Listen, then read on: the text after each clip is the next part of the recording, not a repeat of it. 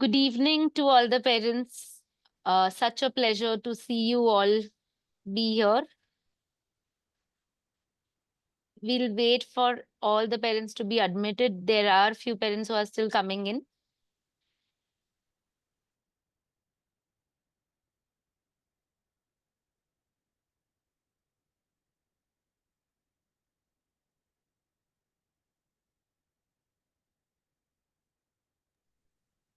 Meanwhile, y'all can add where are you joining from? Which part uh, of India are you joining from? Y'all can put it in the chat.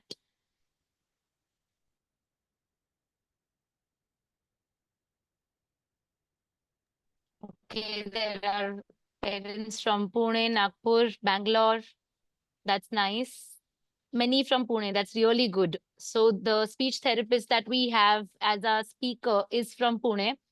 So that's nice to know that, in case if you all need any help, you have someone in the city itself. There are people joining from Hubli, Mumbai, Delhi. Really interesting.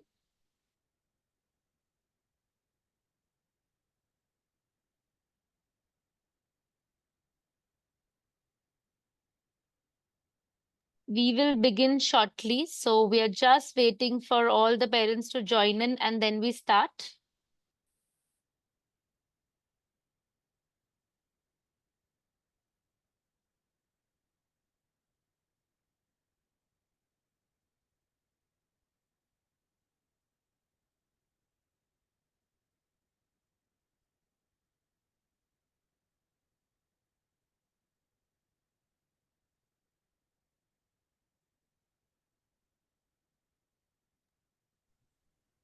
Hello, everybody. Good evening to all the wonderful parents. We are so happy to have all of you here on behalf of Team Samarthya. I give you all a very warm welcome. Of course, as always, we are recording this session. We are trying to figure out the YouTube live, but I think, Sanika, maybe we can get started with the session and you and I can on the side figure that out and start it in a minute. Yeah, As I sure. quite a few parents have joined in. I'd like to start on time always. So, Riddhi, can you please share the screen?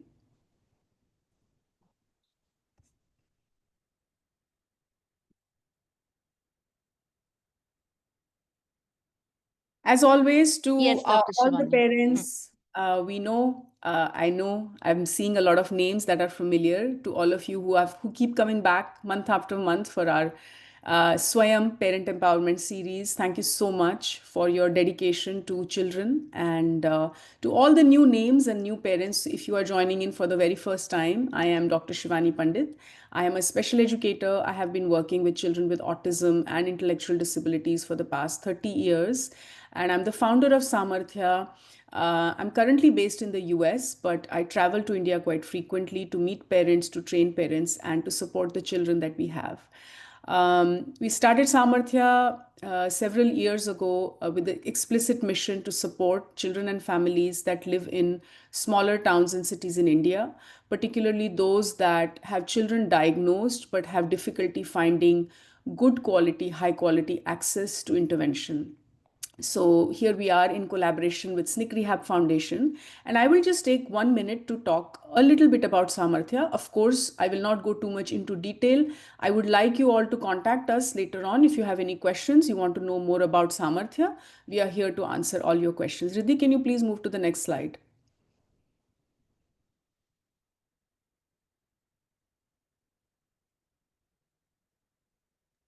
Can you see the next slide? Yes. So a little bit about Samarthya. Like I said, we are a non-profit organization. And can you move back, Riddhi?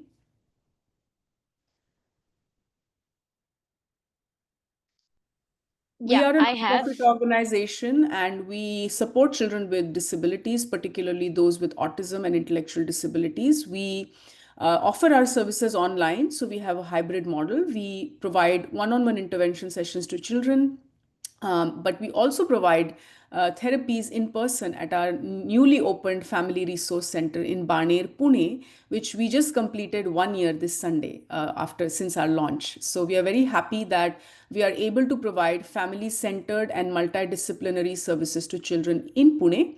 But of course, if you don't live in Pune, we do have services that we can offer to you online, which includes one-on-one interventions, group therapy sessions. We provide something called Club Ananda, which many of you are part of. It's a therapeutic recreational club that we offer online at no cost. We do offer parent trainings, ASMI group sessions. Many of you are part of that as well. And we do a lot of other things related to supporting the inclusion of children with disabilities in our community. So I invite you to learn a little bit more about Samarthya at your own time, and let us know if you have any questions and if there are any particular services that we can help you with, whether it's in Pune or outside of Pune. And we are always happy to be here in collaboration with SNIC Rehab Foundation, which has been one of our leading partner organizations to support children and families through this initiative. SNIC Rehab Foundation is led by the incredible Harshali Kharche, who I'm always happy to collaborate with. She's not able to be here today, so I'm going to quickly talk about SNIC. SNIC operates out of Nagpur, and Harshali is a fierce parent advocate and supporter of all evidence based practices for children and families. SNIC does a lot of work similar to Samarthya in awareness programs, parent empowerment sessions, and many activities for the empowerment of children with special needs. And it's always a pleasure to see the work that SNIC does and the way Harshali supports parents. I know many of you know Harshali really well. And if you have any questions about this particular webinar series, feel free to reach out to Harshali or me, either ways. And today I'm very happy to invite an incredible speaker who I have the privilege of, having her at the Family Resource Center in Baner, Pune. So I will let today's facilitator, Bhavna Pandey, take over from here on. Thank you so much. Thank you, Shivani. Thank you very much for a wonderful start of the session. And first of all, welcome all parents, all participants. Thank you for joining us today for such an important session. And I welcome all of you on behalf of entire Samarthya organization. Here, I have a chance to introduce our esteemed speaker today, Ms. Anjum Zahra Naqvi. Ms. Anjum is a very senior and renowned speech language pathologist and audiologist. She has an experience of over 10 years. She is MSc in speech and language pathology and audiology. And the best part is that Anjum has the area of work is very vast. She has been working with children with the special needs in their early intervention section. She has also helped many adults to overcome their communication challenges. She specializes in early intervention, caregiver training, and creating practical and family-centered strategies to support speech and language development. We all understand the speech therapy, the speech and language therapist, speech and language thing does not happen only in the therapy rooms or within 45 minutes. The whole work happens with the parents at the home environment. And who else can guide us more than Anjum about how to do this? So I open today's webinar, and I would love to hear Anjum on the strategies and the guidance on parents-child interaction, supporting communication at home. Ms. Anjum, thank you very much for agreeing to be part of this webinar, and now the entire stage is for you. Thank you very much. Thank you, Bhavna. Thank you for that lovely introduction. And it's an honor to be associated with Samarthya. You people are doing some incredible work, and it's so nice to be a part of such a team. Right. So we'll just directly jump into our topic, which is parent-child interaction. So we are going to talk about the basics of parent-child interaction. This is just basically just touching the basic points of parent-child interaction. And then if any one of you has any queries, any doubts, you can always get in touch with Samarthya, and our contact details are there at the end. Even Bhavna or Riddhi will be able to share them with you so that if you have any other queries, you can let me know. Also, if you have any questions, please feel free to put them in the chat box, and then we will make sure that we get back to you about those after I finish my presentation today. Right. So moving ahead, before we go on to what is parent-child interaction, let's just briefly touch about what is communication. So communication is basically the exchange of information and ideas, and it involves both understanding of the information as well as expressing information. Now, right now, what we are doing is also communication, where I am actually expressing or telling information, and all of you are, accepting that information, understanding it, processing it. Then some of you will have some queries and doubts, which you will again put forth. So there is this exchange of information which is going to take place today. Um, communication is necessary to express our needs, our wants, our feelings, and our preferences, and to express our preferences to others. Communication can be both verbal and non-verbal. Yes, verbal is important, it's very important, but that's not the only mode of communication. There are other modes also, and they are also equally important, right? It could include personalized movements, gestures, use of objects, vocalization, verbalization, signing, pictures, symbols, printed words, as well as somebody who's using technology to communicate, which even I am using right now, because I'm actually using technology to show you a screen which has these words written also. So I'm not just communicating verbally or talking, there's also visuals which are there in front of you.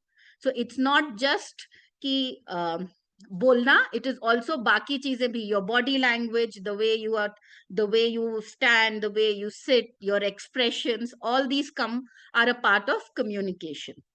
Moving ahead, now what is interaction? Interaction is something which occurs when two people do something together and respond to one another. So when you and your child do something together and you are responding to each other, is when it's called an interaction.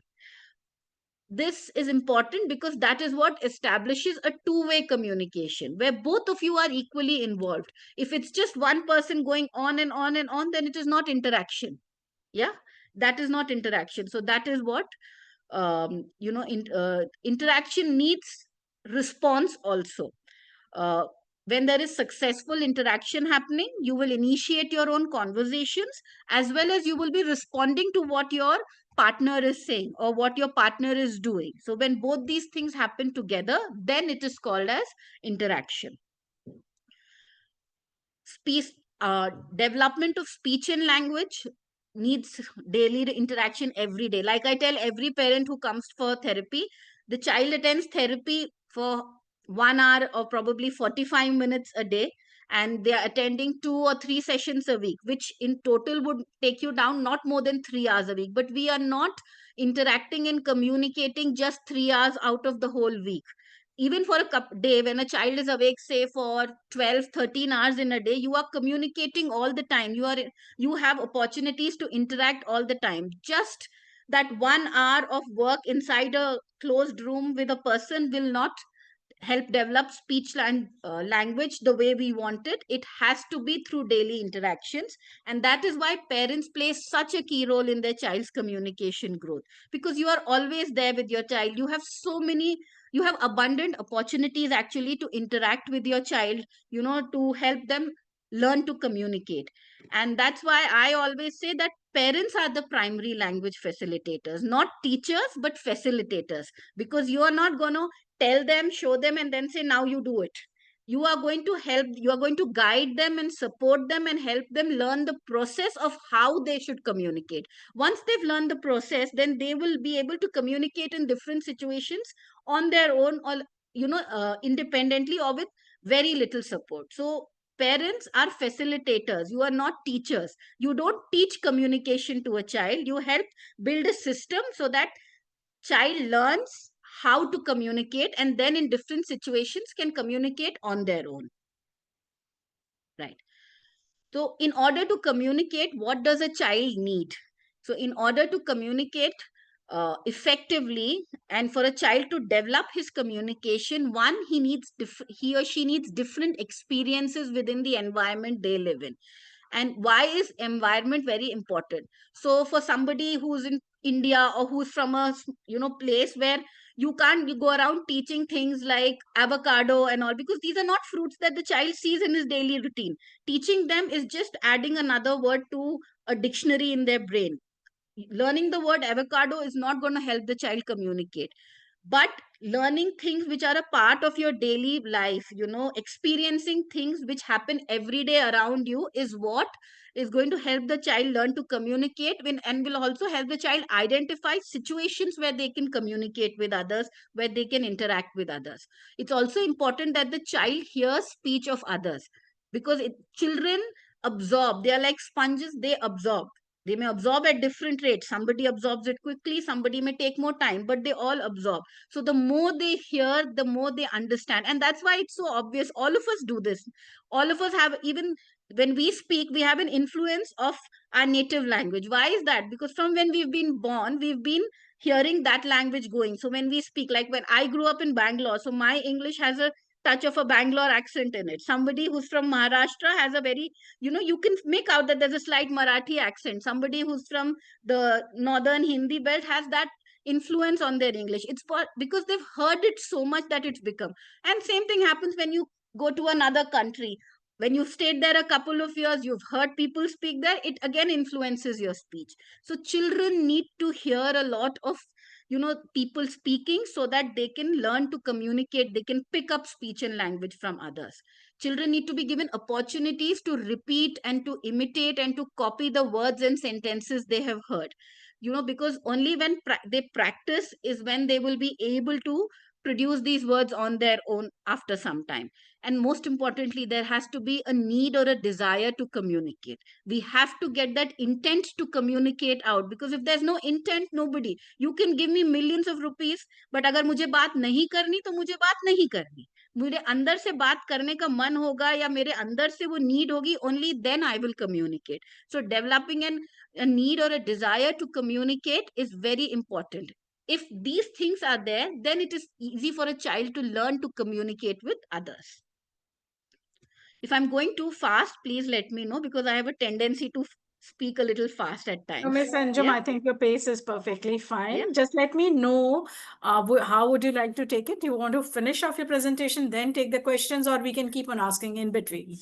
I'll finish the presentation, ma'am, and then we can take the questions. I can always come back to whoever wants what information, which slide they want to So pick. parents, Yeah? please, all of you, keep your questions ready. First, listen to the presentation very carefully. That's our request. Thank you. Yes.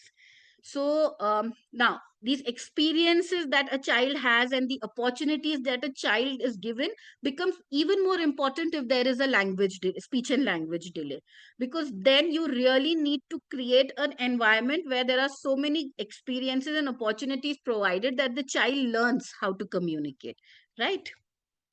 Now, moving on to again going in detail about why parent child interaction is important. Why is it important that children and the parents at home, they have good interaction going, a good quality interaction going on? Because that is, in a way, the foundation. That is what helps me as a speech therapist also to do well with the child. Yes. To start with, as I said, children learn language best through natural communication in a natural setting, doing things. I can show a flashcard, or I can do the action and teach wash. But when a child is washing hands and you teach them that this is wash, they pick it up much more easily. So that's why in a natural setting, children learn language best. And of course, it's your home. When you are at home is when you are in your most natural setting. So that's why then parents provide the richest language environment, because you understand your child the best. The context, the everything around, the surroundings, you understand it best. So you provide the richest language environment for your child, because you understand your child inside out. Good parent child interaction will result in building the child's confidence, and it will also strengthen your bond with the child. Yes. And it also, because when there's good interaction happening, you are more aware of your child's needs, about where he's lagging, where he or she, what are his strengths, or at times, where is it that suddenly there's something going, not working out, and then you can advocate for him well and talk to the therapists or his intervention team and get those things back in order. Now, next, when parents and children have good interactions at home, parents are involved at home, then children learn how to have more meaningful and responsive interactions, which then even outside the house and outside therapy rooms, it becomes much more easily. This most parents have a very common query that, they do it in the therapy session, they do it with me alone at home, but when I take them outside or when they are in school or anywhere else, it's not happening. So in those cases, having more meaningful interactions at home, it just helps the child learn that they can do that outside also. And yes, as a therapist, it's very easy for me to work with a child whose parents are involved, and it become therapy is much more effective then. And it's very easy to generalize the skills. So inside a small therapy room, sitting with me in a small table and chair, the child has learned something. But we don't do those things in the therapy room. He has to use those words out in the world. And when parents are involved and they are also using those same targets and they are targeting them and they are interacting with their child, keeping mind being mindful of those targets, it's easy for the child to generalize it, that okay, I don't do it when using the flashcards or only inside a session or only with the toys that I see in the therapy room, but I have to speak outside also. I can use this word outside. So up and down, in and on and under is not just with the toys and the small toy house that we've practiced in the therapy session. It's not just in the worksheets and in the flashcards, but it's outside also. It is used to tell things. I can go into a grocery store and tell them, look up there on that shelf there, that's the chocolate I want, or that's the packet of chips I want. I can talk to a grocery store owner also that way. So that's what the children learn when they are when they when they witness good interaction between parents and others, as well as when there's good interaction happening between the parent and the child. Right. But how do you go about, establishing this interaction? The first thing you need to do is actually get to know your child. Yeah. You need to first understand your child. What does your child like, what he or she doesn't like. Your child may like something, they may dislike something. There may be things that they like or dislike which you just don't understand. I mean, why do they like to arrange things in a certain order? Forget the why, just know that your child likes those things. You can think of the why later, but then and accept it. Yes, that's what my child likes. Why is there this obsession with animals right now? It's okay, it's there, that's fine. But then, if you know these things, you can really use them in your interaction. So right now I'm working with a wonderful mother who has a son who loves animals. And so she has, there are movies of animals, so she correlates it with Madagascar and with Lion King and things like that. Even in therapy, she gets him those anecdotes going in, so help him to connect with the targets more. And it's lovely to see that, that instead of saying, no, don't talk about animals right now, don't do this now, listen to what I'm saying, she tries to use that to get the child's attention and get him to do these tasks. It's a nice way of doing. There's less conflict, there's less frustration, and your child, the child is actually working with you. However, there are certain situations where you need to teach your child that they need to do certain things and they have to be done a certain way, because there are academics and other things. So of course you need, over there you can be firm, but then when you just, it's free flow interaction, then you can, you can just accept your child's likes, dislikes, even if you don't understand, and go with the flow at that time. Next, you have to understand your child. You have to really look at your child's actions to see how he or she senses the world. What sense or what things could trigger an over response, and what can trigger an under response. So for example, some children, auditory wise, hearing wise, there are certain sounds which can make them really upset, and there's an over response to them. And then there are certain sounds which make them happy, but then, the excitement level is so high that to get them back to a calm point where you can, again work with them or interact with them is different. So know these triggers for your child. And you have to understand that if your child is in a situation where he is over responsive, and at that time, when you how you interact with him, you need to know that also. You have to modify the way you interact based on how his sensory um, state is at that time. You cannot just give directions at that time. I also do it at times. I'm a therapist and I still make this mistake. I say, you do it. And then I take a step back and realize, hold on, he's just not in that sensory state to listen to me right now. So I need to modify it. I need to probably give him a sensory break, or change the way I'm talking, change my tone. Instead of being so directive, I need to, just be supportive and just help him out. Or at times, just distract him. So you do those things so that I can get him back into a mode where he's interacting and communicating with me. You also, yeah, you also need to learn your child's learning style. Now, children learn in different ways. Some of them are they learn through memory. They memorize everything. They are rote learners.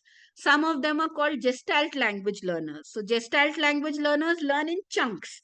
So most of us, or the traditional way, or is called the analytical way, where you first learn the sound, then you learn the word, and then you learn words, and then you learn to join words to form sentences. How we've learned in school, you learn to write the alphabets, then you join alphabets and you make small words, and then you make big words, and then you make a sentence. But in gestalt learning, it's the other way around. They learn in chunks. So for them, open the door, they learn it as a whole, and then with practice and over time, they learn that open the door is three different words. And when you add these three together, they form the meaning that you need to open the door. Yeah, so that's the way gestalt language learners work. There are children who do wonderfully if there are visual cues given to them, if there is any visual support given to them.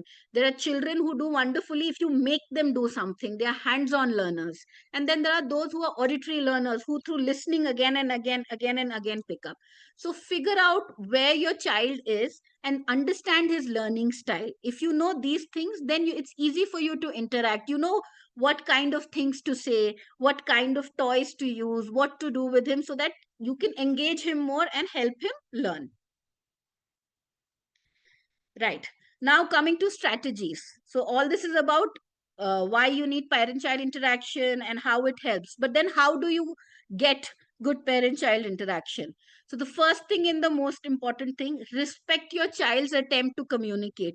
You need to respect them when they communicate and acknowledge their attempts to communicate. See, we are talking about children who are learning to communicate. So they will not always do it the way we want them to do it.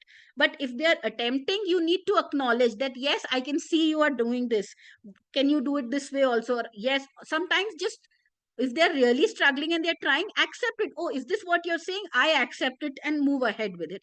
Respect your child's attempt to communicate. So for example, we've taught the child is learned to you say yes and no, and then you come and you say, come on, let's play this game, and he says no, and you say, no, no, it's okay, come, let's play this game. No, he's just learning to assert himself to say yes or no, and he says no, and then you just completely, if you disregard the no and just move ahead, then what is the point of him saying no, him or her saying no? Right. So it's very important that you learn to respect your child's attempt to communicate. If there is a situation where you cannot accept that thing, then do not give them a choice of that kind. So do not give them a yes no choice in a place where he has to do it. If he has to sit and complete his work, then you can't say, do you want to do your work, yes or no? Because if he says no, then you're supposed to say, okay, then don't do it now, come back later. Or learn to say, fine, you don't want to do it now, we can give you 10 minutes, after 10 minutes come back and do it. But once he's told something, you need to respect that also. The next thing is follow your child's lead. So at home, when you're trying to interact, especially with the younger children, rather than forcing the game that we want to play, it would be better that if a child is doing something, get into it. So if he's lining up cards, get there and keep the cards with you and give him one by one, so that you get into the child's game, but you're following the child's lead. Many times what we tend to do is, see, I've got a new toy. This is how you need to play. This is how you need to play. But their play skills may not be at that level, or their way of playing may not be at that. Their interest in that toy may not be that way. But if we try to force them, then ultimately what happens? They go move away, or they are doing something else. Rather, give it to them, see how they are interacting, go become a part of their game, and then gently over a period of time you can teach them how to play it the right way. So if it is banging, if it is banging drums, and instead of banging the drums a child is rolling the sticks, you also go ahead, oh, you're rolling sticks, mama will roll one stick, now you roll the other drumstick, start rolling the sticks. And then you can say, oh, now it's my turn, now it's your turn, roll. And then when he's like, he'll look at you like, oh, mama is doing what I am doing, then you can take and say, maybe we can do this, bang bang bang also. Yeah, so if you do it this way, following the child's interest, then you will be able to build a form of non-verbal interaction with them, and then hopefully move on to verbal interactions also. Now the next strategy is very important. I've taken it from the Hanen program, which is a wonderful program. All of you can go to the Hanen website, Hannen Hanen website, and you can read up there. So the strategy is called OWL: observe, wait, and listen. Now, the idea behind this is that, see, children who are learning to communicate may take a slightly longer time to process the information, plan out what they want to respond, and then execute the response.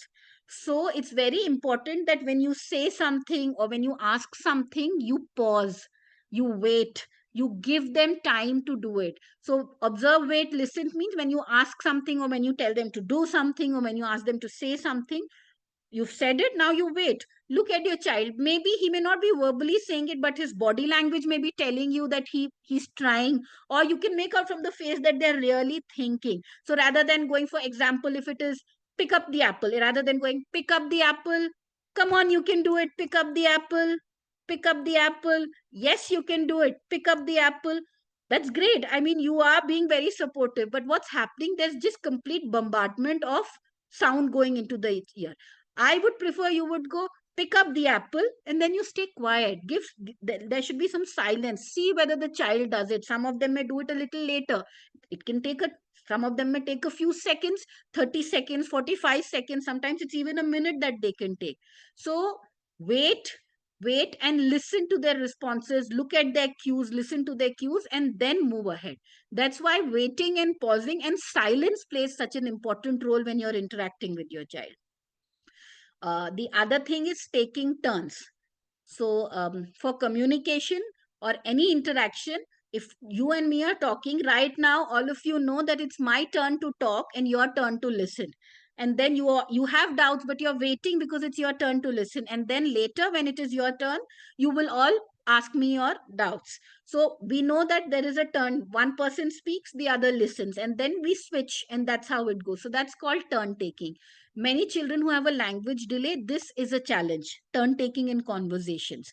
And to build that, playing games which involve turn taking. It could even be as simple as throwing a ball by taking turns, or um, driving something by taking turns, kicking a ball by taking turns, blowing bubbles by taking turns. You have to start there and then build up. So teach your child to take turns. Moving ahead, the next thing is attention hooks.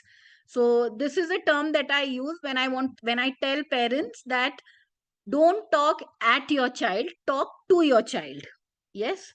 So there are times when we are talking, but the child is not paying attention. They are in their own world. They are either looking somewhere, thinking about something else. They are distracted by something else. They may be having some sensory stimming going on. At that moment, you are talking, but then there's no this thing because the child is not paying attention. So you need to get you need to create an attention hook and hook onto your child so that they pay attention to you. How do you go about doing that?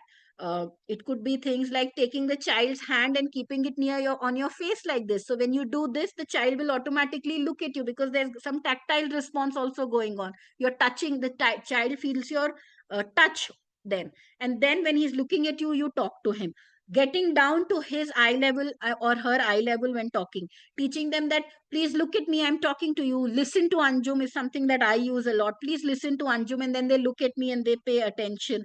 There are some children who just tapping as a tapping on their shoulder or on the table to remind them to come back and pay attention to us is important. So it's very important that when you are interacting with your child, to know that he's paying attention to you. And that doesn't mean you take your child's face and do this. That's not getting their attention. You have to find a gentler way to do it. You could use music, you could sing it out at times. At times, like today there was a child who was trying to identify fruits, and after a couple of fruits she was getting distracted. So instead of asking saying where is the apple, we went on to say where is apple, where is apple. We started singing, and she immediately, her attention switched back to me because there was music involved. So then she started paying attention to me. And another way would be when you're calling them, sometimes they using a softer voice also works. It's not always shouting or increasing your volume. Sometimes if you go down to a whisper level, they'll look back at you. What happened just now? What did Anjum do just now is what they say. So just using a softer voice suddenly will get their attention. Or when you have to take their name, using a sing song voice. So for example, my son's name is Arslan, so sometimes I have to call him and I'll go Arslan, and he'll look back. Instead of just saying Arslan, Arslan, he will not. So using these kinds of things to just grab onto their attention for that moment, so that you can then speak to them and they will pay attention to you. The next thing is very important. You need to reduce the questions and increase the comments.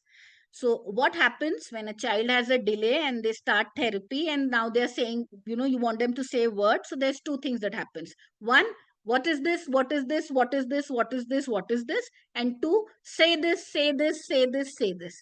So most of the time it's this. So everyone takes books and you have pictures and you have nouns and you just ask, what is this? What is this? What is this? So there are so many questions and the child learns to answer. But we don't just, do question answer. Next time when you're sitting with somebody at home, your sister or your mother or your husband or your wife or your partner, sit down and just after you've had a conversation, just think how many questions were a part of that conversation, and were there also statements, there were jokes, there were there were other things also which were there. There were comments on things, you were sharing experiences, you were telling about something. It's not just questions. So you need to increase comments. So rather than asking what color is this, you've taught colors, the child has learned colors, now he knows colors. But still, instead of asking what color is this, you say, I see Anjum is wearing a brown scarf today. Or if you see some girl jumping in the park, instead of saying what is the girl doing, he's learned jumping, he knows it's jumping. And even if he's not learned it, model it out, show it to them. So you will say, oh, look, that girl is jumping. You'll make a comment instead of asking a question. Reduce the testing and have more of comments. Yeah. So that the child learns to say those things also. The next, I think most of you already know, using visual helpers. So any kind of extra sensory input that you can provide, which will help the child organize information in the brain more easily and process, is a great thing. So visual helpers are great at times for communication. You can use signs, you can use picture cards, you can use gestures, you can use anything visual which would help the child understand what the situation is, what he needs to say, or what you need to say. That would be great. And this goes for all age groups, not just younger children, even for older children. You have children who have difficulty socialization, you can just write, and if they are good at reading, you can write rules of a conversation, and we do that in therapy sessions. And we write it down, and we, as a reminder, we just tell them, now these are the rules, this is what you need to do in a in a conversation, and this is what you don't do in a situation. And those uh, uh, those visual cues also help a child. The next thing is, when you're introducing something new or you're talking about something which is new for the child, you need to say less, stress, go slow, and show. What does this mean? This means that use precise and short sentences, or to the point sentences. Don't beat around the bush too much when you're talking to the child.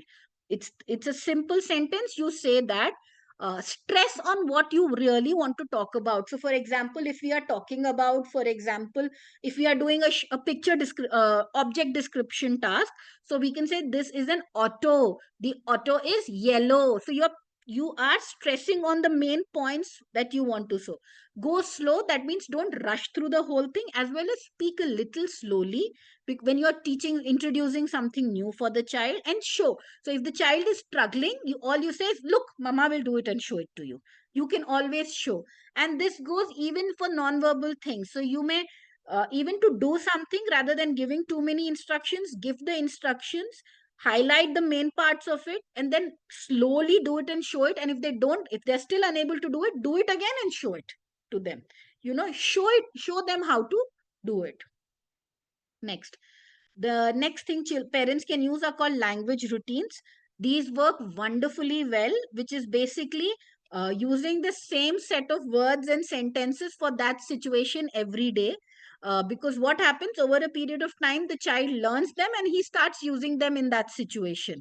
So, for example, what I do in the session is, for a bubbles bottle, it's always, oh wow, it's bubbles. What do we do? So first the child will say open, then once they open, then we go turn, turn, turn, and then I go dip, dip, dip, and then I hold it and they say blow the bubble based on the child. If the child is older, there's turn the lid. If the child is young, it's just turn. And then there's blow the bubble, and then we blow a bubble, pop, and then when it's done, I close the bottle again, and then I wait, and they say I want more bubbles. So that's a language routine for a younger child that you can do. You have for picture descriptions, for show and tells, you can have a set pattern that you follow, so that the child understands it and it's easy. You can always get variation later, but first have set language routines that will help elicit more words from the child, help the child communicate better, and then we can get variation in that. Excuse me. The next thing is modeling and imitation. So you are the best example for your child. If what you say, how you say, your child is taking it in. Like I said, it's like a sponge. The child is like a sponge, and they're absorbing all this information from you. So everything that you say, you do, they will copy it. So that's why I say, especially for children who are already at single word level, are speaking short sentences, and now you want to expand, I tell the mothers, be their example. You talk in the way you want your child to talk. So if you go around saying blue ball, the child will say blue ball. But if the child is already saying blue ball, you make a better sentence, and every time you use it properly, so that the child sees. If you want the child to ask you for something and he's not asking, and the child's father is next to you, so rather than saying the child, say give me apple, don't do that. You say, Papa, can you ask for the apple? And Papa can say, give me the apple. So the child will see how his dad asked, and then he will try to repeat it with you, and then you can give it to him. So modeling which and imitation plays a very important role in interactions at home.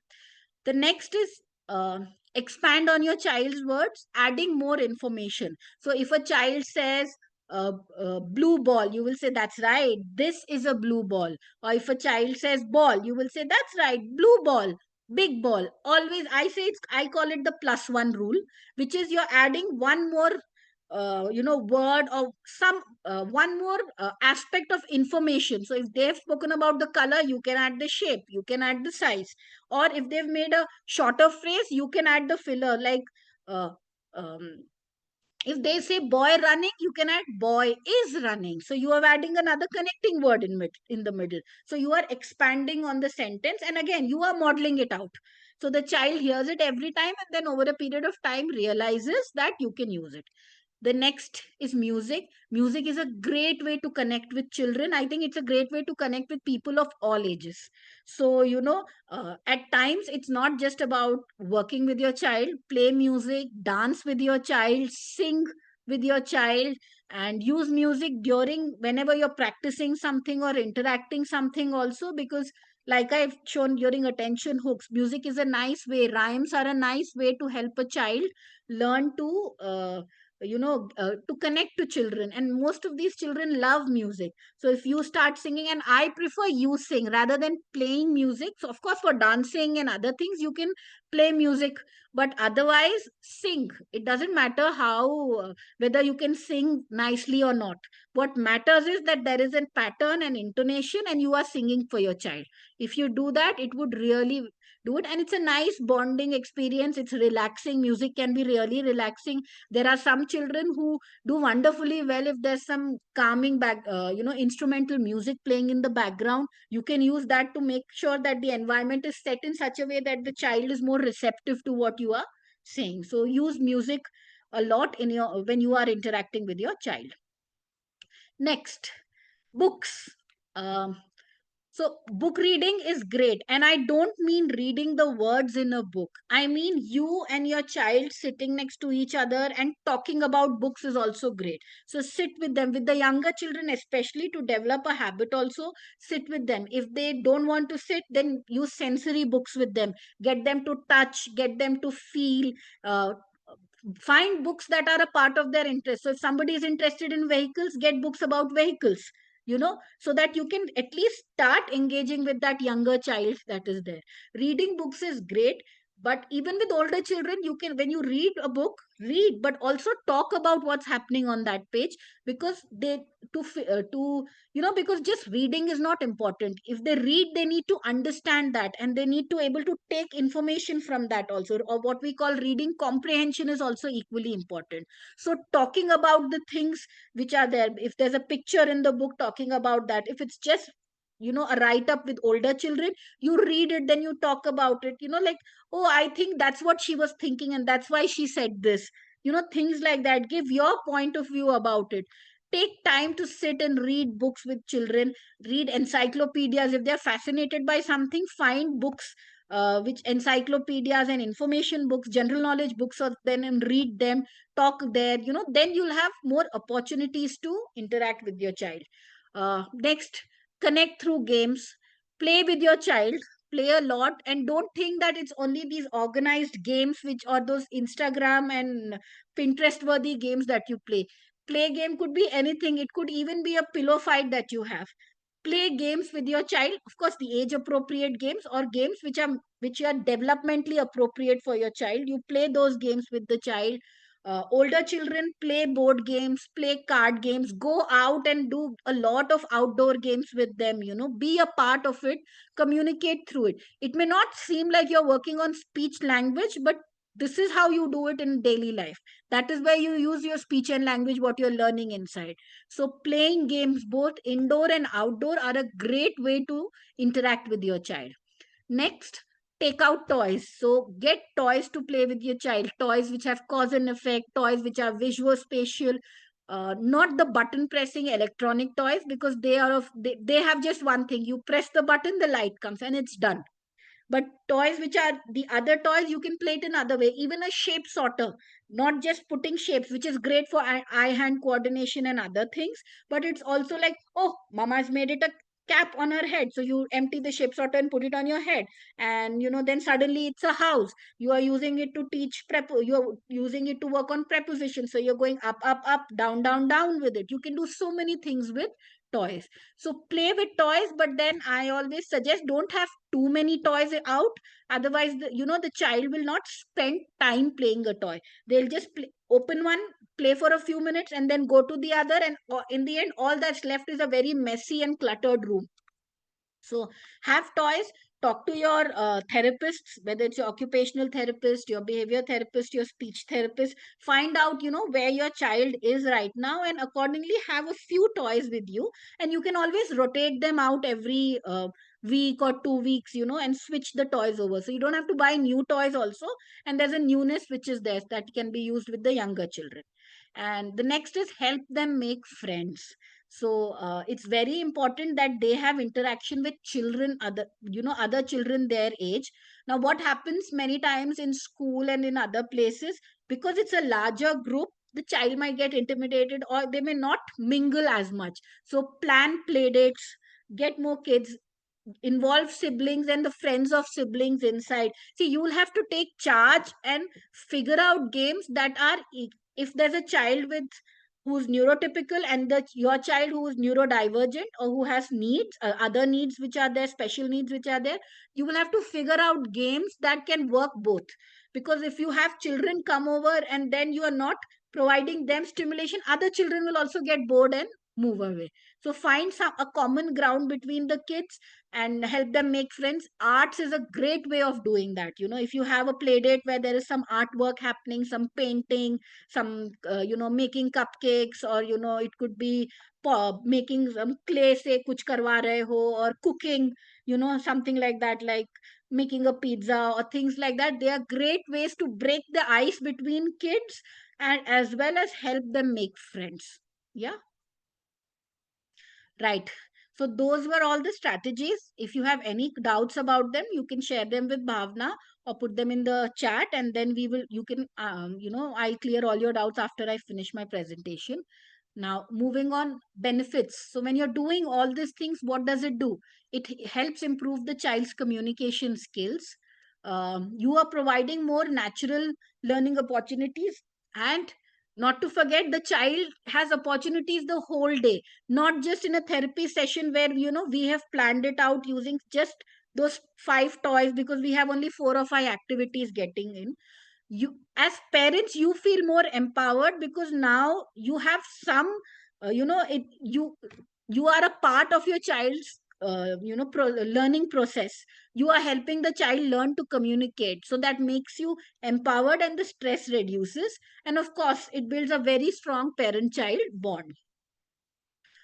Now, all this is great what I've said, but practically applying everything does not happen. It is difficult, it is challenging, because you have so many issues which are there. There are time constraints. I mean, your child's school is there, there are therapies, there are siblings, you have to take care of the siblings. Where is the time to do all that? So I always stress on quality over quantity. So instead of not worrying that you don't have 3 hours to spend with your child, even if you have 45 minutes or half an hour, use it wisely. Spend with good quality time, understand where they are, get down to that level, and then interact there. So even that 45 minutes will give you good benefit, and that's what you need to do. Next, there's a lot of parental anxiety. I understand that also, because you want your child to talk, and this worry is there. Will they talk? When will they talk? Or if they're talking, why aren't they talking so well? Things like that. And because of that, there is a lot of parental anxiety. And um, it's obvious it is going to be there, but then when you're interacting with your child, you need to make sure that you have a control on this, because if there's too much anxiety, it will transfer on to the child also. We have children who have this worry, when they're not able to answer, they are worried.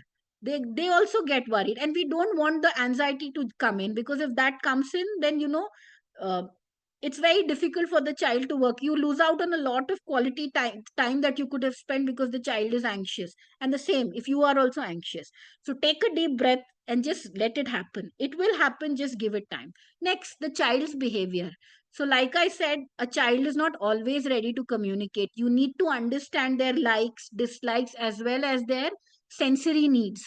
Based on their sensory needs, you will have to modify what you want to, how you are interacting, where you are interacting, and what you want to do. Or is it just time to give them space, give them their sensory input, and just let them be, help them regulate themselves, either through self regulation, or if you are helping them regulate. You need to understand that and accordingly do. I always say, pick and choose your battles. If your child is so dysregulated, he's not listening to you, or emotionally he's in a place where he's not regulated, don't force him at that time to do things, because he will not do it. You might as well help settle that issue first, and then get back to what you were working on, or how you are interacting. The next thing is, this is how it's supposed to be. There are parents, like, especially we face this challenge when we recommend that a child uses AAC. That no, a child, everyone talks, they are supposed to talk. Yes, they are supposed to talk, but that's not the only way, right? So forget this term that aisa hi hota hai ya aisa hi hona chahiye. No, go according to what your child needs. uh, Always prioritize your child's need, how your child can do better. That should be the main thing. And the next thing is trying to fit in. So many times, it's do this so that you can do it over here. No, Do this because that's how you learn to communicate should be your goal. Don't try to do things so that your child can fit into a situation. Do it so your child can be a better and independent communicator, a happy and a healthy child. If you do these things, the child will find his place and fit in. Yes, trying to fit a square, a circle in a big circle in a small square will not work. You will have to make its own path, and that is why I always say, especially when it comes to communication, सब बोलते हैं तो तुम भी बोलो, it does not work. तुम बोलना शुरू करो, बात करो, दूसरों से इंटरैक्ट करना शुरू करो, बाकी चीज फिर आगे हम लोग धीरे धीरे उस पर काम करेंगे. So that's why I always say, forget about the society. Think about your child, your needs, and prioritize your child's needs and your needs first. Yeah. These are some of the references that I've used for this presentation. And yes, now we are open to questions. Thank you, Ms. Anjum. It was indeed an amazing session. And I know not just as a professional, but as a parent also, a parent of a special need child, I got so benefited and I could really relate with the challenges as well as the strategies which you mentioned. So now we open the forum for parents. Everybody, if you have any question, you can raise your hands and we'll take your question one by one.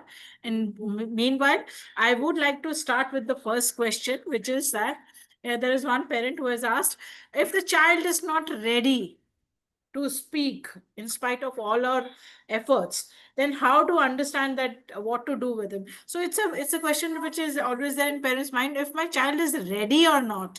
So do you think that there is something called child readiness for speech, or we should, irrespective of his readiness, we should continue to do our efforts? So here's the thing. We start communicating from when we are born, through crying. You are communicating, you are expressing. That's how one baby does now. Oh, wet and nappy, you cry. You are hungry, you cry. You are wearing, the baby feels hot, it's crying. The baby feels cold, it's crying. So communication is happening from the beginning.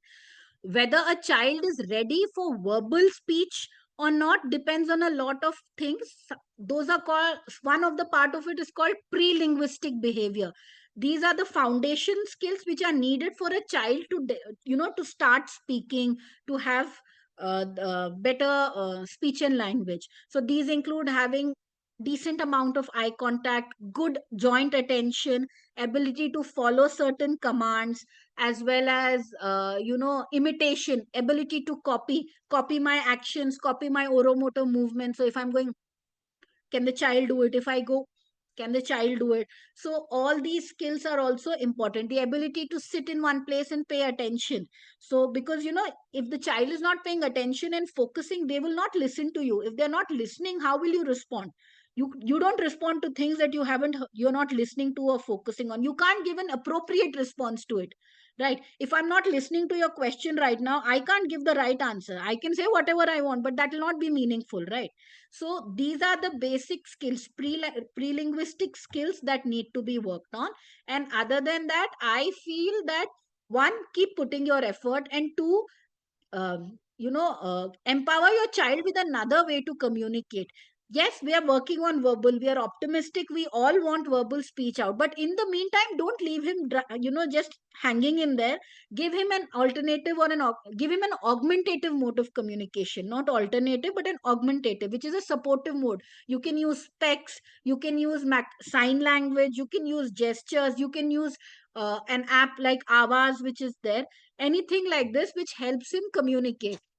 Because they may not be able to say things, but they are actually still, they are thinking. They have a lot to express. Just because it's not coming out of their mouth, that doesn't mean that they don't have things to express. So provide them that, so that it reduces the frustration levels also. Thank you. Thanks for the answer. That actually helps us. I could see Miss Saleni had raised hand. May I invite her for her question? Sure, hello sure. Ma'am. Hello. Hello. Yes, ma'am, we can hear hello you. Ma'am. हाँ Yes. Ma'am, मुझे ये पूछना था ma'am कि मेरे बेटे का जैसे लैंग्वेज है, मतलब स्पीच है, लैंग्वेज नहीं है उसकी, तो क्या उसको टंग की एक्सरसाइज कराना जरूरी है मैम? स्पीच है, लैंग्वेज नहीं है, मतलब आप एग्जाम्पल दे सकती हैं? मतलब वो बोलता है नीड बेसिस स्पीच, मतलब नॉन वर्बल नहीं है मैम, वो बोलता है ये चाहिए वो चाहिए, मुझे यहाँ जाना है वहां, जो उसकी नीड बेसिस है वो बोलता है, बात करता है। तो मुझे यहाँ किसी स्पीच थेरेपिस्ट ने बोला कि नहीं उसको टंग की एक्सरसाइज भी करवाना है, तो जस्ट मुझे आपसे कंफर्म करना है कि क्या वो जरूरी होता है मैम, अगर See, स्पीच है तो भी? ये केस टू केस उस पर डिपेंड करता है। दो चीज है, अच्छा। एक ऑफ कोर्स लैंग्वेज पे तो काम करना ही है कि उसको बड़े सेंटेंस दिमाग में बनाने आने चाहिए, तभी वो उनको बोलेगा। दूसरा, बोलते समय हमारी जॉ का कितना मूवमेंट हो रहा है, कितनी स्टेबिलिटी चाहिए, तो उतने लंबे सेंटेंस बोलने के लिए भी हमारा वो सब चाहिए होता है। तो ओके। आपको जो है ना वो दोनों चीज जज करनी होगी कि अगर सच में जरूरत है तभी आप टंग की एक्सरसाइज कराइए, लेकिन सिर्फ एक्सरसाइज कराना नहीं होता।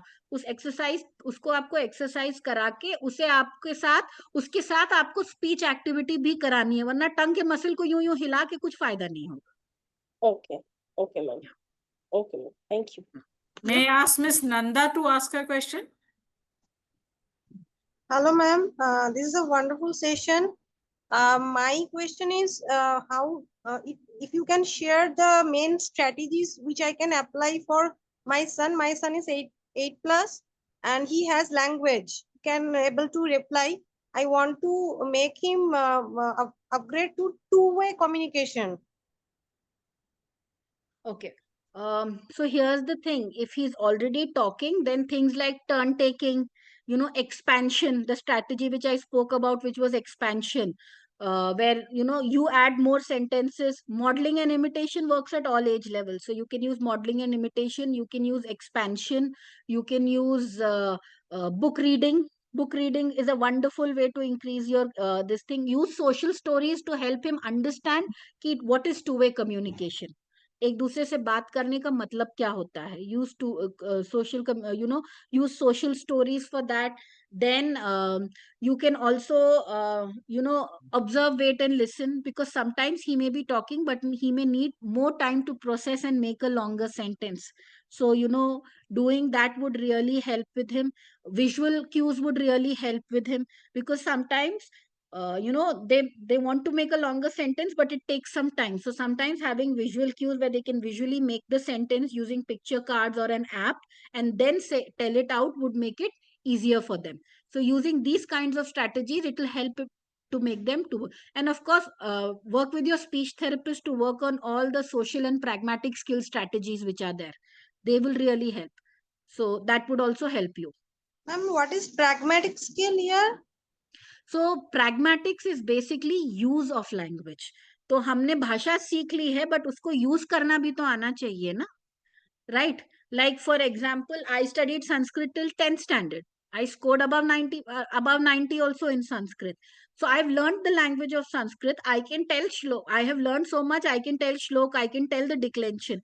But can I use it to communicate with others? If I have to talk to somebody who speaks in Sanskrit, I can't. I can't even tell them कि मुझे भूख लगी है. So using a language to communicate is called pragmatics. Applying language in different situations is called pragmatics. Yes, ma'am. Thank you. Understood. Thank you, ma'am. So, ma'am, we have a question here from Mr. Vikas. He's saying, my son is 6-year-old, Gestalt language processor. He is at 2-word repetition, echolalia. He's still interested in listening rhymes. How can we move ahead and make him listen to stories? So here is the thing. He likes rhymes. That's great. So you move on to storybooks, which have a sing-song in a repetitive pattern. For example, books like Brown Bear, Brown Bear. What do you see? So every page is Brown Bear, Brown Bear. What do you see? I see this. So get his attention to books first and then move to stories. So you have stories, like stories like Dear Zoo and Brown Bear, what do you see? Which have these repetitive pattern and rhyming words at the end, which are very similar to the rhymes. So you can use that to get his attention to books, and use books when you're doing that. And then once his attention is there, then you can expand. If you're directly going to go to stories with him with a book, he will not pay attention. Another way of getting it is first use actual objects and it's called tabletop stories. So on a table, if you're doing Lion and the Mouse, you have a lion ka puppet or a lion on your hand, and you have a mouse ka puppet or a mouse in your hand. And then you do it with the, you enact the story out. Get his attention into the story that way, and then slowly move him to books that way. Yeah. Enacting That stories was- is a great way to get their attention there. I think that's a very valid strategy. We all should adapt that. Ma'am, another question is from Nausheen Shehzad. The question is, बच्चों को question के answer देना कैसे सिखाएं? तो अगर आप WH questions की बात कर रहे हैं तो modelling is the best way. तो अगर आप जैसे हु क्वेश्चंस, WHO हु कौन वाले क्वेश्चंस की बात कर रहे हैं, तो पहली चीज तो पहले दिन से टेस्टिंग मत शुरू करिए. कि अगर आप उसके साथ कर रहे हैं कि ये कौन है, ये कौन है, ये कौन है, उसको कौन का जवाब देना नहीं आता है, तो वो फिर वो वहीं पर अटका हुआ है. तो आप कैसे करेंगे? आप सवाल पूछ के जवाब भी आप ही देंगे, तो उसको पता तो चलेगा कि अच्छा जवाब ऐसे देना है, और फिर धीरे धीरे करके उसको आपको वो सिखाना होगा. तो वो एक हायरार्की होती है कि पहले क्या और what, then you do where या कहाँ, देन यू डू कौन या who, and then you move on to why and how. So this is the hierarchy. आप सारे सवाल एक साथ नहीं कर सकते, एक एक करके करिए, और जब बच्चा एक समझ जाए तो उसे सवाल पूछना भी सिखाइए. The child should also know how to ask the question. तो मैम आपने कहा what, where, how, who. That's the hierarchy. First there's what, then there's where, then there's who, and then uske baad there's why. Then you can add, then there's when, then there's why and how. And why and how से पहले inferencing skills भी अच्छे से आनी चाहिए, because तब तक आप why का जवाब वैसे नहीं दे पाएंगे. You have a lot of children, you ask the why question, they say because, and then they stop, because उनको ये रट गया कि why पूछा है तो मुझे because बोलना है. But जो है ना, लॉजिकली बिकॉज के बाद क्या बोलना है उसको समझने के लिए having good inferencing skills is very important. I think, ma'am, this question is very much related to our next question by Shriyan Balaji. My son is 9 years. He can read but is unable to comprehend. And ma'am, that's a challenge which we professionals also have seen. Children 12 years old, 15-year-old, reading the story very nicely. Proper pronunciation, correct spelling, understanding. But the moment you ask them why, what, the comprehension of the story is very bad. What do you suggest in this scenario? So in this scenario, especially for a child this age, again go back to inferencing skills. You have to teach the child to think from another person's point of view, because दूसरा इंसान क्या सोच रहा है, once you understand that is when you will be able to answer from their point of view, especially if it's story reading. So there's something called as theory of mind, which is basically understanding कि दूसरे का perspective क्या है. If you read a sentence that she was heartbroken, it doesn't mean कि दिल टूटा हुआ था literally. It means she was sad. इसका मतलब कुछ ऐसा हुआ है जिसकी वजह से उसको जो है बहुत दुख हो रहा है, और she's really sad. So they need to understand that perspective, because only then they will be able to answer. Many of them, they are literal, they only understand literal words. So the gist of the whole thing, understanding gets very difficult. So go back to understanding answering these questions, and you'll have to work with a therapist who specializes, with reading and writing, a speech language therapist who specializes with reading and writing related goals also, as well as work on perspective taking, and how to break down what you read and pick out information from it, understanding who are the main characters, what is the plot, what is the what is the setting of that story. Understanding all these things have to be developed. That is when a child will understand those things. Yeah. We have few more questions in our chat box, but I would like parents to interact directly with you in case any parent has any question apart from what is there in the chat box, which we will surely pick up. किसी parent को अगर directly ma'am से कुछ, मैं चाहूंगी कि हम कुछ direct questions और कुछ inbox questions ऐसे लें तो अच्छा interaction बनेगा. I think there's one. I think one parent has, I'm unable to see who has. Lavanya ma'am. Lavanya. Yes, Miss Lavanya, आप पूछ सकते हैं सवाल. Yes, hello, ma'am. Hello. Ma'am, you are telling the better way to interact is the natural environment, and it is the better way to, to teach words also. Not to teach, I mean, to make the Help the child child learn learn words. words. Yes. But whenever I am interacting in the natural environment, what do I feel is he's not at all listening to him. He's Okay. in his How own way and he's own, how and old is your son? he's 6 years, 7 years, ma'am. Okay. But whenever So I am telling something, I feel that, oh, he is not listening. Actually, he is visually capturing the situation. He is a visual learner. hmm, Always he is interested in what he is seeing. hmm, But I used to feel that, hmm, okay, whenever I take him to some corner and arrange some table time and show him some flashcards, then only he is giving more attention. Suppose if I am telling something in the natural environment, I usually think like that. No, he is not paying attention to my words. He's only seeing and his perceiving is like that. I used to feel. hmm.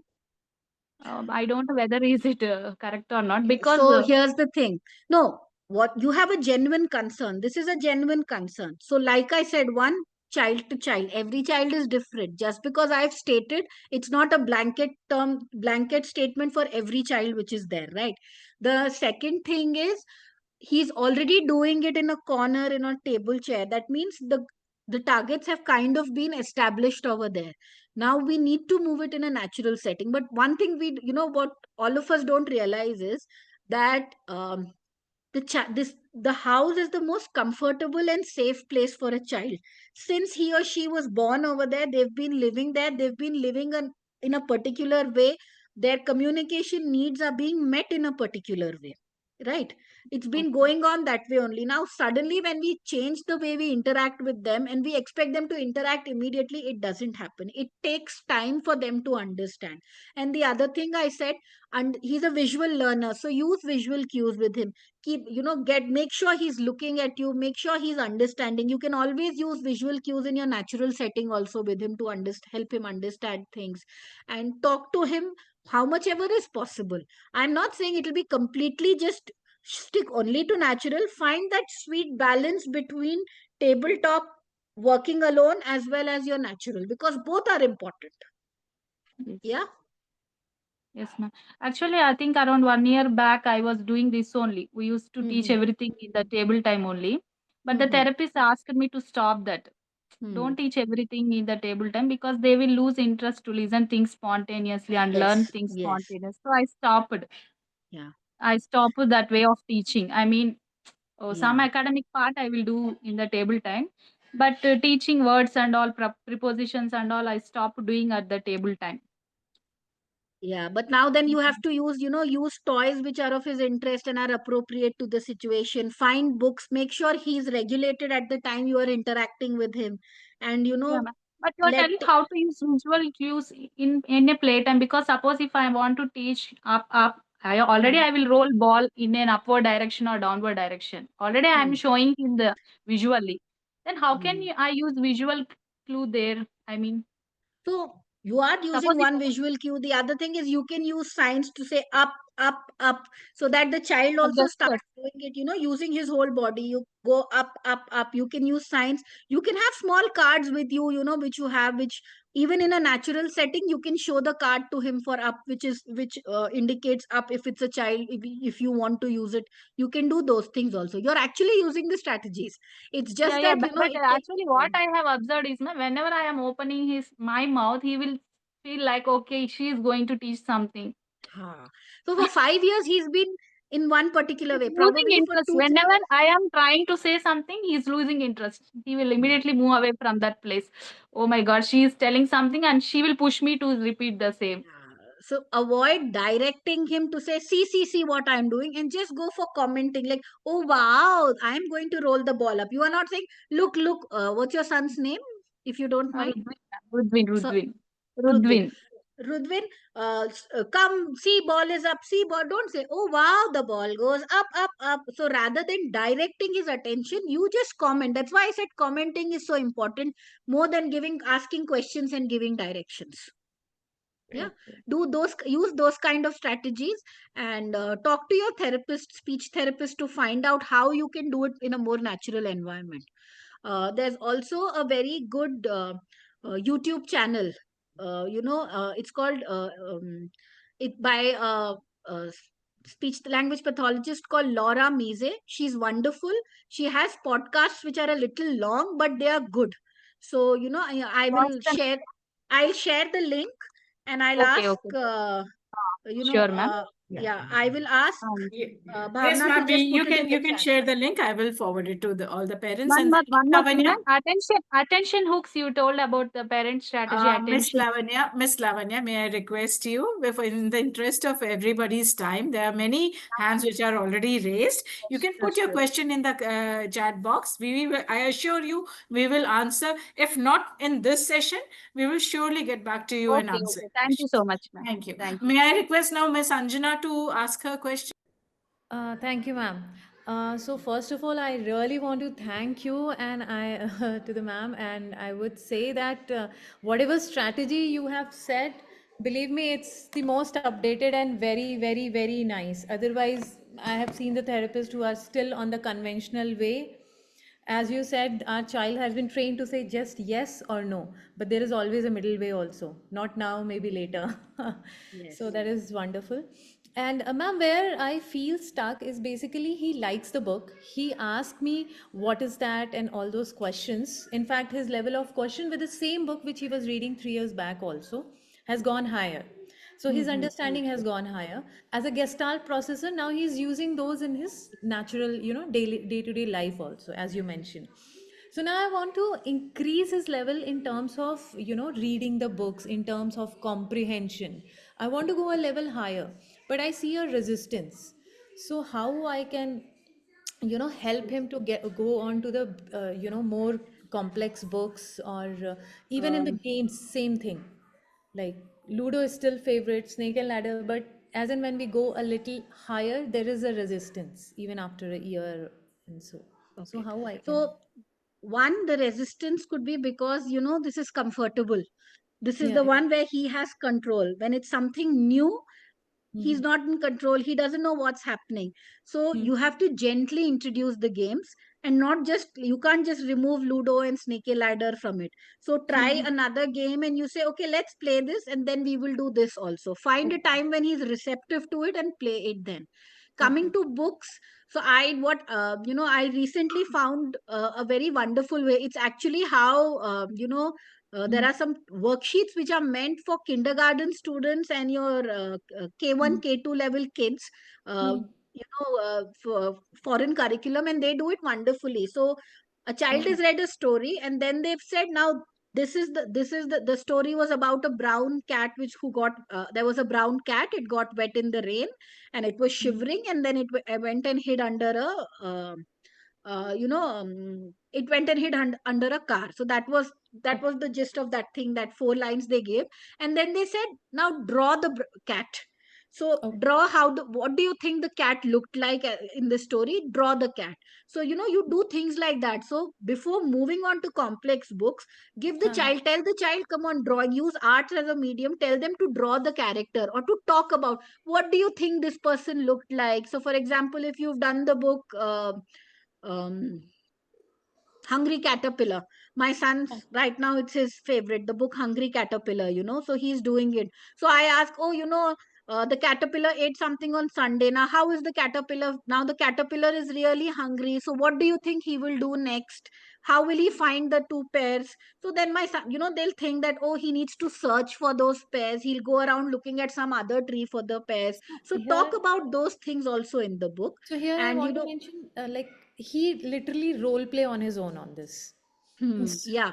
So he's doing this. So now, when you go to a higher book, also get him to understand what the character is, what is the Okay. setting of the story. Okay. Understand Okay. these things, because when you understand these things, is when you will be able to understand the whole story as a gist. And Not for him, jumping right. if there's resistance, this makes it easier because he's not Mhm. reading a book, he's reading Yeah. something so that he can draw and color after that. You know, I things like that. So that will help. Or if he's read a story, now you say, can you draw it for me? Or can you, since he likes role play, mama will tell a story today, can you enact it for me? So Okay. after you read the story, let him enact it out. Give him puppets, or he can just do it himself, however he wants to do. Yeah. Okay.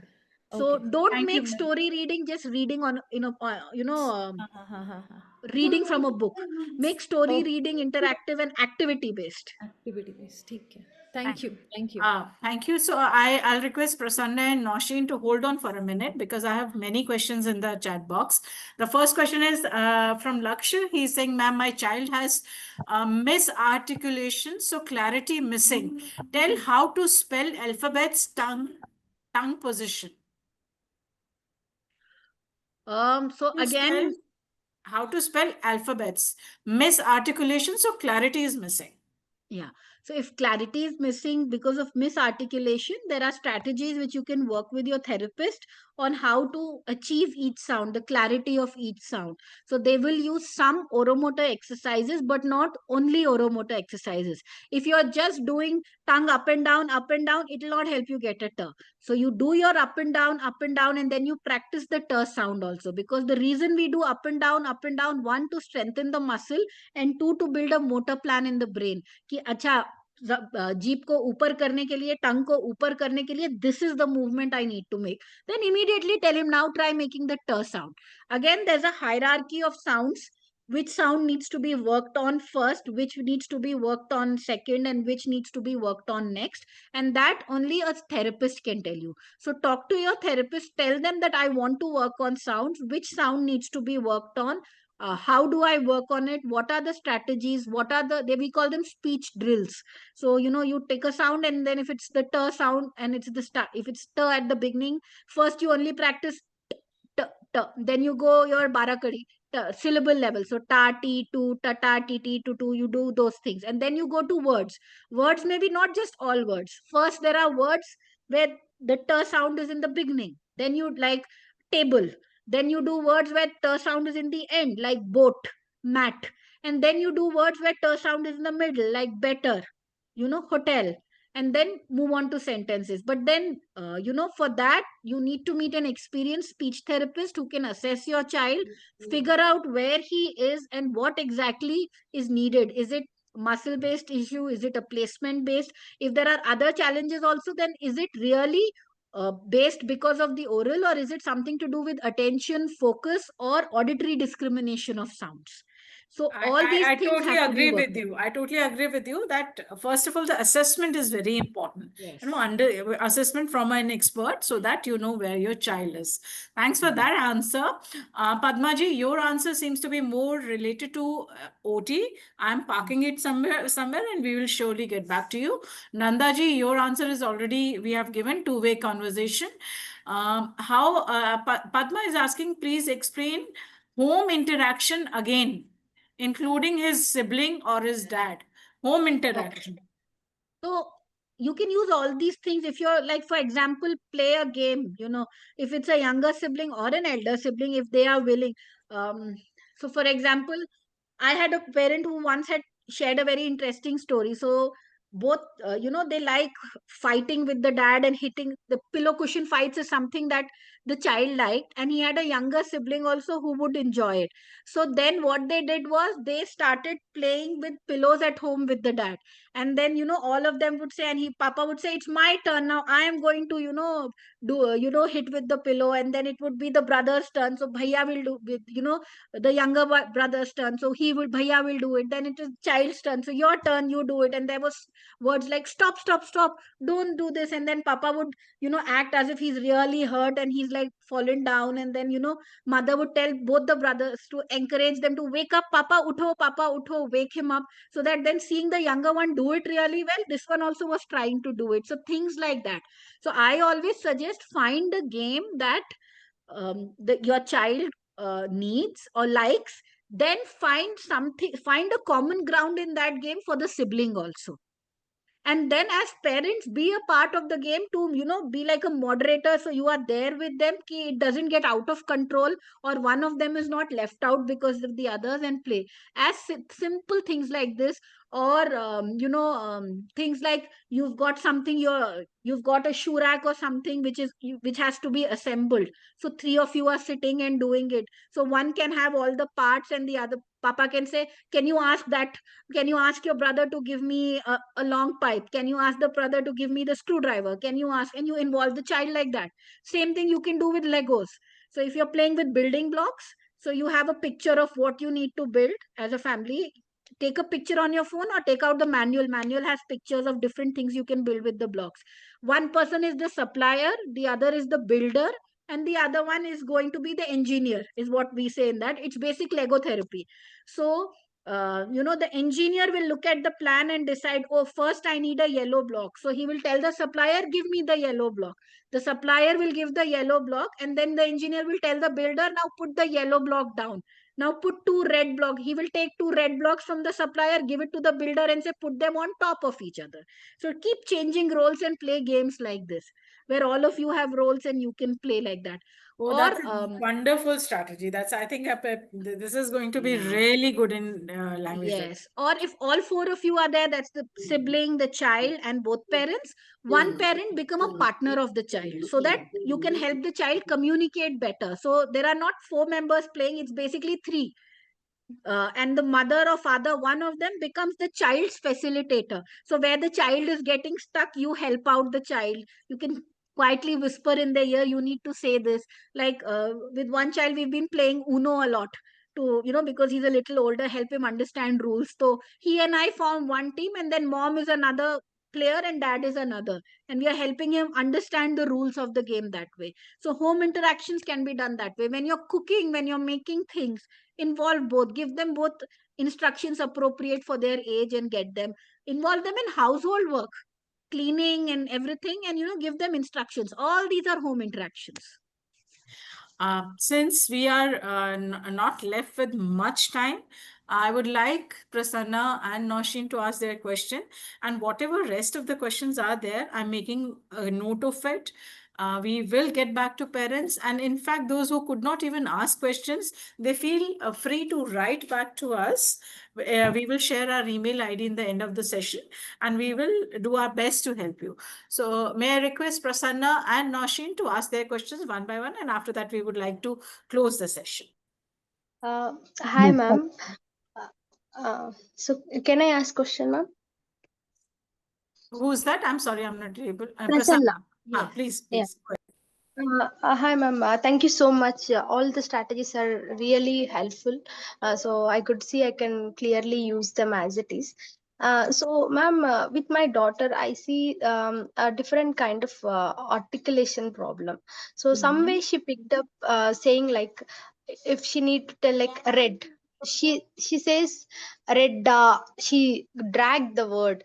Then it is like if she want to tell car, she says car.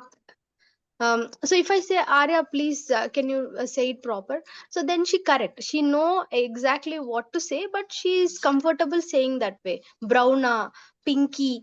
So if we try to teach Telugu also. If I say Arya, say Vaddu to don't want.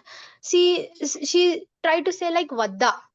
She used other word. She used you at the place of a at the place of you.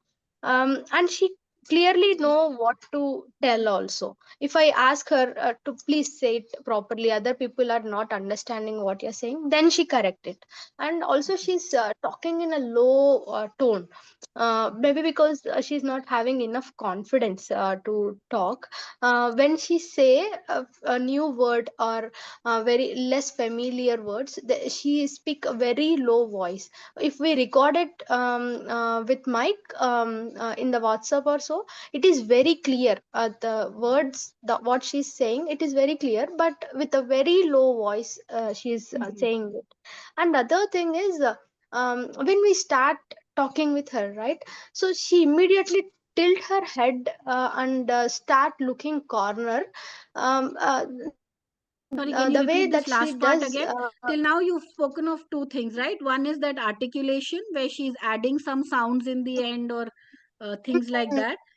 The second thing is Hmm. she has a very So soft voice at times. And now the third thing, what did you say? third part is whenever I start talking to her, she try to listen carefully. So at that time, she tilt her head to side and she start looking corner of the room. So she'll not look at the person who talks. And I see she is having some difficulty to look and listen at the same time. So she immediately tilt her head either to listen carefully or other maybe some other problem. I don't understand whether I have to pressure her to look at me and listen, or maybe it is her coping up mechanism. Yeah, Right. that's it. Okay.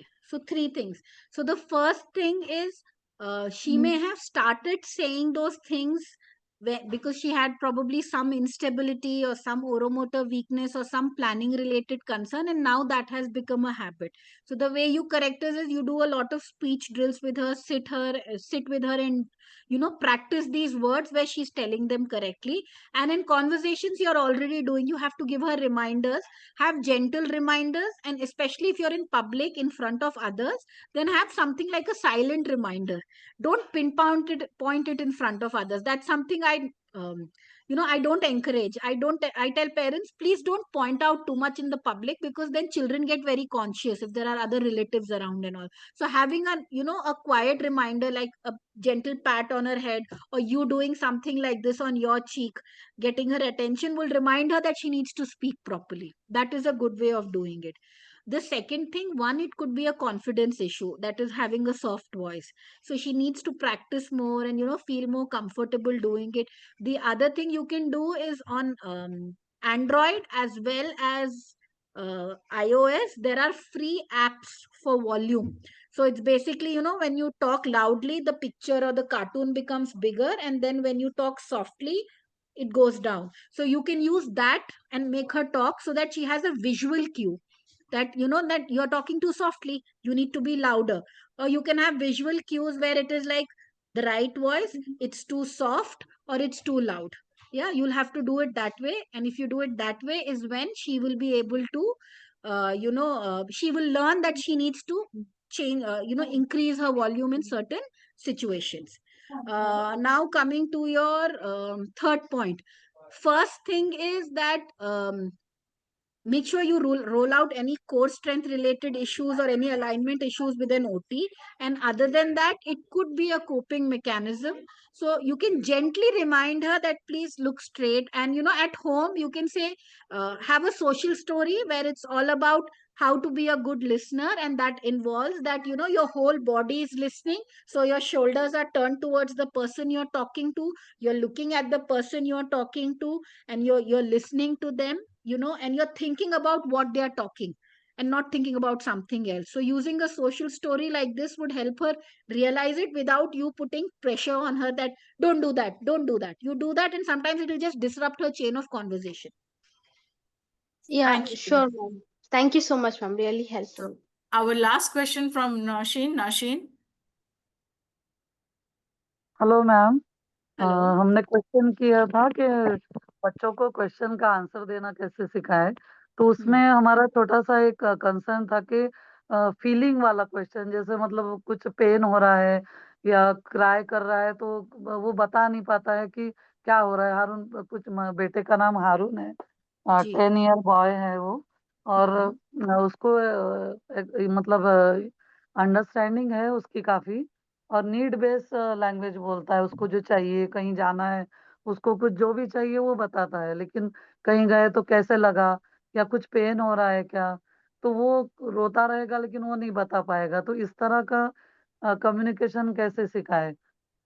Ma'am, तो इन situations में आपको सबसे पहले तो उसको एक AAC mode देना है, क्योंकि अगर बच्चा 10 साल का है और अभी भी सिर्फ बेसिक नीड बेस्ड कम्युनिकेशन पे काम कर रहा है, इसका मतलब वर्बली अभी वो उस लेवल पे नहीं है कि बहुत ज्यादा चीजें हमें बता पाए।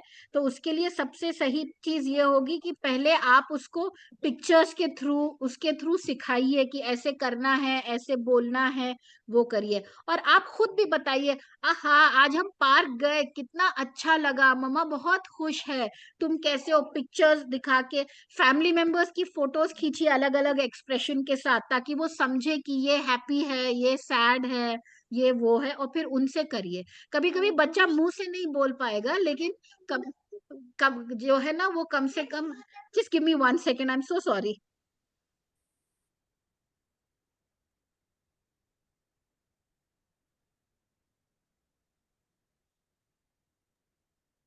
आई am so sorry, my son came in the middle. तो इसलिए राइट, तो जो मैं कह रही थी कि आपको उसे एक और मोड कम्युनिकेशन का देना पड़ेगा, जिस पिक्चर्स के साथ या उसके साथ, जिससे वो शायद ज्यादा आसानी से कोरिलेट करके आपको जवाब दे पाए। जी, thank you ma'am, thank you. So that's that. Here we comes to the end of the session. मैं ज़्यादा ये नहीं कहूँगी, लेकिन मैं सिर्फ इतना कह सकती हूँ कि as a mother of a 14-year-old I have attended many sessions, लेकिन इतना कॉम्प्रिहेंसिव, इतना क्लियर, इतना डिटेल्ड और इतना जिसे कहते हैं ना कि जानकारी से भरा हुआ सेशंस मैंने बहुत कम देखे हैं। Thank you Anjum ji for this amazing session. मैं हमारे जो पार्टिसिपेंट्स हैं उन सबको बताना चाहती हूँ कि Anjum, we are lucky, Samarthya team is lucky to have Anjum with us on regular basis. Anjum Samarthya team के पुणे ऑफिस में Mondays to Friday बैठती हैं। आप में से कभी भी कोई उनसे कंसल्टेशन करना चाहता है तो with prior appointment you can fix up an appointment with her, you can come consult in Pune, and even if you cannot come personally, you want to write or you take guidance, you all are free. On your screen you can see our address, you can see our number, you can see the email ID. Kindly note it, take a picture of it, and feel free to reach out to us for any kind of help, query, or an appointment. I would like to call, in case my program director Riddhi is here, I would like to call her for the last words. And after that, I will request Anjum ma'am to say the last words for the session. Riddhi, are you there? Yes, I'm here. I Yeah. hope everyone can hear. Thank you so much, Anjum ma'am, for such a beautiful session. बहुत informative session था. There are a lot of questions, parents, जो in the interest of time हम ले नहीं पाए थे. So please feel free to write the questions. We are definitely in the group. You all are all a part of a WhatsApp group. वहाँ पे डाल देना. We will make sure that we are addressing all of the questions, and we have recorded this session. So you will see it on YouTube. We will share the link of it as well. Again, thank you so much for being an amazing audience and being a part of our Samarthya family all the time. Thanks, Bhavna, for facilitating this session and being a great support for the session today. Thanks, Anjum ma'am. With this, we will end the session. Thank you, Riddhi. Anjum ji, just the last one line, one advice which you want to give to parents. My one advice, one, respect your child's communication, whatever he is, pay attention and respect that, and then communicate, interact, and have fun. If you're doing those things, the rest will, slowly fall in place. Everyone's there to help you out. You have therapists, you have other people, there's a support system available. We at Samarthya are also available for you. But most importantly, respect your child's communication, what he does, how he does. Just because he's not verbal, that doesn't mean he's not communicating. There are other ways of communication. He or she may be using it. Understand that and respect that. Understand your child and then work accordingly. Thank you. Respect your child's communication. That's the message. And thank you, everybody. Have a good weekend. Thank you for participation. Thank you. Thank you so much, everyone. Bye. Have a very good evening. Bye.